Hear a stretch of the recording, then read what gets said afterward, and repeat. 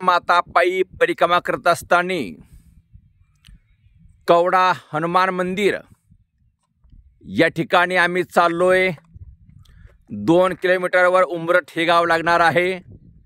शुल्लपाणीचा हा डाव्या साईडचा भाग आणि असं जंगल नवे डोंगर या परिसरामध्ये त्या ठिकाणी आहे। माझ्यासोबत आहेत गहिनीनाथ महाराज आडाव, विशाल महाराज गिरमे राष्ट्रीय कीर्तनकार आणि असा परिसर या ठिकाणी लागतोय। आज आमचा प्रवासाचा 37वा दिवस आहे। परिक्रमा करत असताना असा रोड असं डोंगर लागतं। बघा हा सर्व परिसर आमचे महाराज मंडळी सोबत आहेत।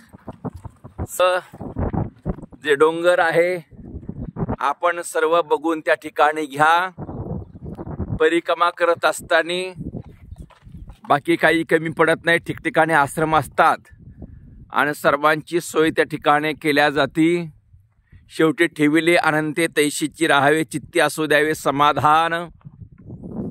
काही दिवस मिष्टान्न भोजन तर काही दिवस खिचडी भात असं ॲडजस्ट ज्याला करता येतं त्यानेच परिक्रमेचं धाडस करावं। एक परमार्थाने भक्ती म्हणून ही परिक्रमा करावी। ज्याला नुसतं फिरावं वाटलं तशा लोकांचा विषय नाही।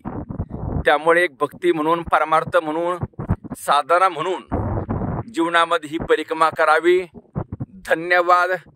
नर्मदे हर, खुश रहो जिंदगी भर।